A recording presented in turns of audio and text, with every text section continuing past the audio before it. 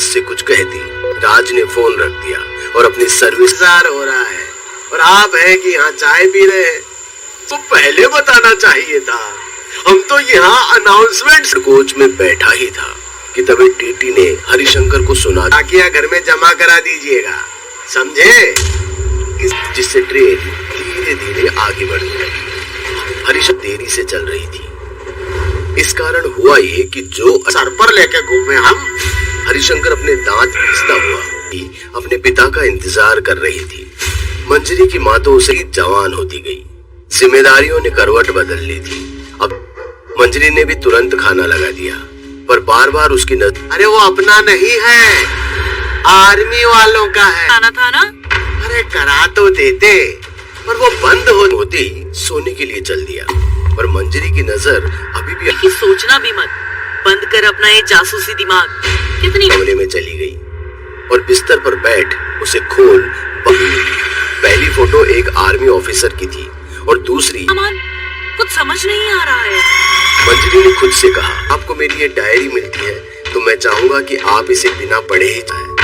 मगर मंजरी ने इस बात को नजरअंदाज कर दिया। ज्यादा खूबसूरत थी उसकी आंखें, उसके बाल, उसके एक पल भी मैं उसे भुला नहीं पाया हूँ। और जब मेरे से रहा नहीं गया, इस उम्मीद में कि कहीं किसी रोज वो लड़की मुझे फिर से दिखाई दे जाए, उसने खुद ही उस लड़की को मेरे कैंप में भेज दिया। वो पास ही और मेरे हाथ में ब्रेड थमाते हुए बोली, कल जब मैं सीधा उसके घर चला गया तो पहली बार मुझे उसका नाम, पूरी रात हम दोनों एक दूसरे से बातें कर रहे थे और सुबह कब होठों के बीच बहुत सी दीवारें अब गिर चुकी थी। और मैं उस वक्त मीरा से बात ही कर रहा था। हमें धोखा दिया था और बहुत तहकीकात के बाद मैं गुनहगार कर सकता था, इसलिए उन्होंने मेरा कोर्ट मार्शल कर दिया कि वो कुछ दिन के लिए ही गांव आई थी। उसके बारे में किसी को कुछ ज्यादा पता था कि तभी मीरा के घर में कुछ हलचल दिखी और अगले ही पल में वो मीरा नहीं थी, इसलिए तो अपने जिस्म पर एक राइफल भी लटका रखी थी। मीरा, ये क्या हुलिया है तुम्हारा? फेंको इन सब। मेरे सीने से खून और मेरी आंखों से आंसू गिर रहे थे। अब सोने क्यों लगती है?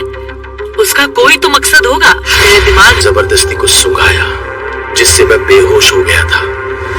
इससे मुझे एहसास हुआ कि मैं कई दिनों तक बेहोश मौत का, पर मीरा की तरह कमबख्त मौत ने भी, मीरा ने मुझे एक तांत्रिक बाबा के हवाले कर दिया जो और उनसे बातें करता और फिर उनकी आत्माओं को एक शीशी में इंफॉर्मेशन दुश्मन देश को दे दी थी।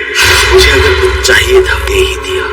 किन्हीं गलत मंत्रों के उच्चारण से मेरे अंदर का में कोई किसी इंसान को ठीक से काबू नहीं कर सकता ही कहा और दोनों हाथ उसके जिस्म से उखाड़ आत्माओं को आजाद कर दिया। उन आत्माओं ने भी अपना बदला और मीरा एक दूसरे के सामने खड़े थे। ये हो गया था और अगले ही पल में मीरा पर टूट पड़ा कि आसानी से मैं उसे कैसे छोड़ देता। इस सबसे पहले और फिर आहिस्ता आहिस्ता अपने हाथों से उसका कर चुकी थी और मैं दुश्मन देश के बंकर और रास्तों का किसी और का नहीं बल्कि मीरा का था जो मरने के बाद आ गया था। इसलिए मैंने अपनी डायरी में मेरे साथ हुए से मिलिट्री को दे दे।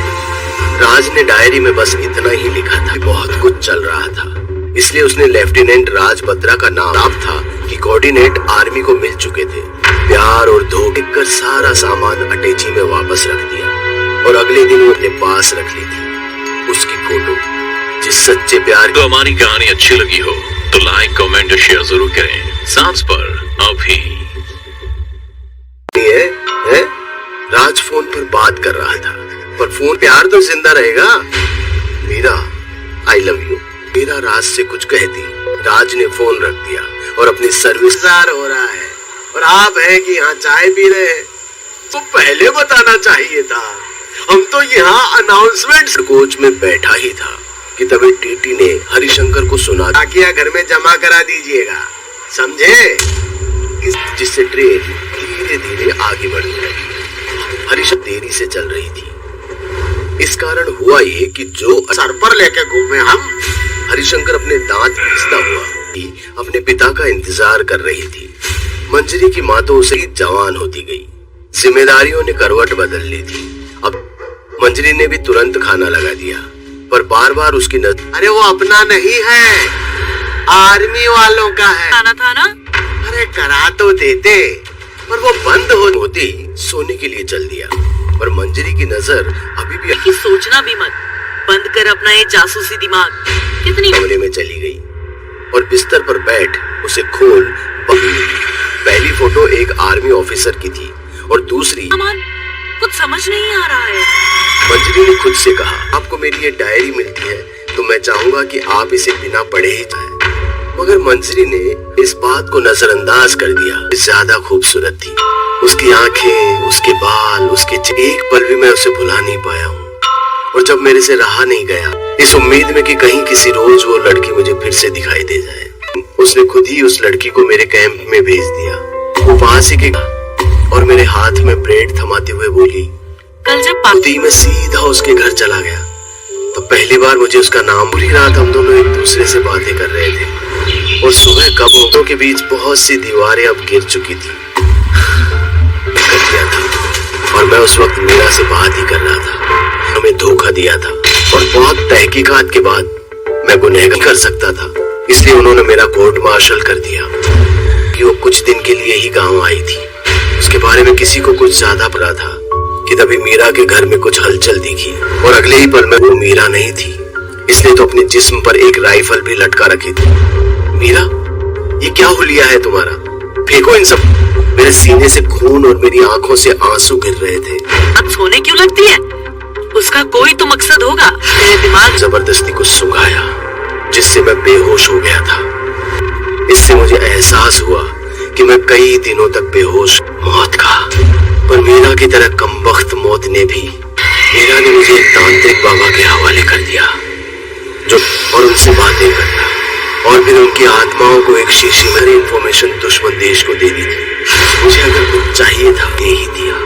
किन्हीं गलत मंत्रों के उच्चारण से मेरे अंदर का में कोई किसी इंसान को ठीक से काबू नहीं कर सकता ही कहा और दोनों हाथ उसके जिस्म से उखाड़ के आत्माओं को आजाद कर दिया। उन आत्माओं ने भी अपना बदला है और मीरा एक दूसरे के सामने खड़े थे। ये हो गया था और अगले ही पल में मीरा पर टूट पड़ा कि आसानी से मैं उसे कैसे छोड़ देता। इस सबसे पहले और फिर आहिस्ता आहिस्ता अपने हाथों से उसका कर चुकी थी और मैं दुश्मन देश के बंकर और रास्तों का किसी और का नहीं बल्कि मीरा का था जो मरने के बाद आ गया था।